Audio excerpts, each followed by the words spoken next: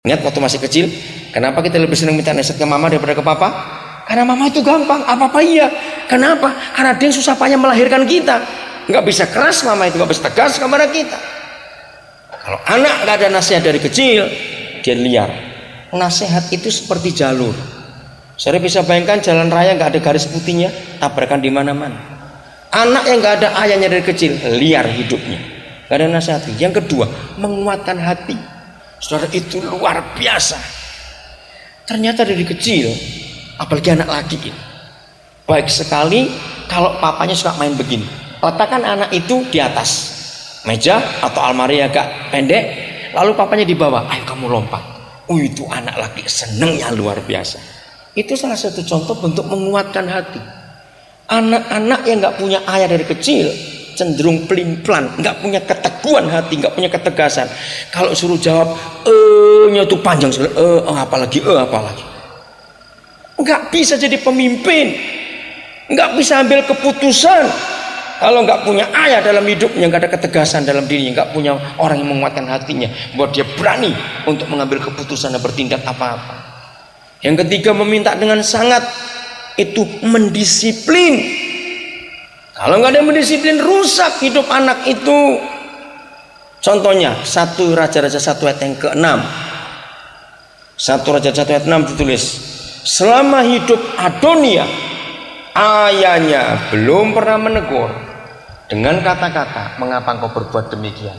Alasan Daud kenapa Adonia nggak ditegur, alasannya ada 2. Sebab dia anak laki pertama dan cakap, elok perawakan. Ternyata anak yang nggak pernah ditegur oleh ayahnya, nggak pernah didisiplin, itu jadi anak rusak. Lihat hidup Adonia. Nah, pertanyaan saya, dari 2 fungsi papa dan mama, siapa yang membentuk karakter? Papa atau mama? Papa. Itu sebabnya pada akhir zaman setan merusak ayah, merusak suami.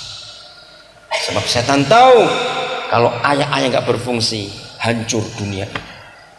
Malaki 4 ayat 6 itu ayat terakhir perjanjian lama dengan tegas. Malaki 4 ayat 6, saudara catat.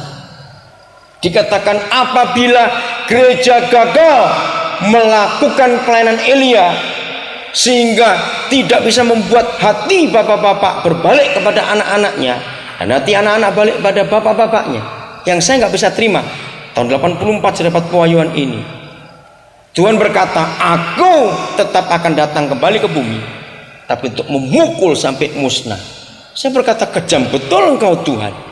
Hanya gara-gara gereja tidak berhasil membuat hati bapak-bapak balik pada anak-anaknya, lalu anak-anak gak bertobat, lari, liar. Engkau jahat sekali, bumi engkau musnahkan. Ternyata ini jawabannya, saudara. Kalau ayah-ayah tidak berfungsi dengan baik, berarti anak-anak itu jadi liar semua. Bumi penuh dengan orang-orang rusak. Maka itu laki-laki, siapkan dirimu jadi seorang ayah dan pemimpin keluarga yang baik. Putri-putri Sion, jaga dirimu, jangan sembarang kawin. Tunggu sampai ada laki-laki yang takut Tuhan yang Tuhan berikan kepada kamu, maka kamu akan bahagia seumur hidupmu dalam keluarga. Tidak ada buku ilmu jiwa sehebat Alkitab bicara soal fungsi ayah dan ibu. Tidak ada. Hanya ini, saudara. Saya baca banyak buku, cuma ini yang begitu hebat. Maka itu gereja, kalau pelayanan kita tidak menjadi bapak dan ibu untuk orang banyak itu, omong kosong.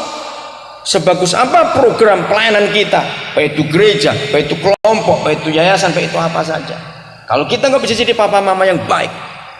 Saudara, tahun 80-an itu saya menemukan kebenaran yang dipakai oleh banyak orang sampai hari ini.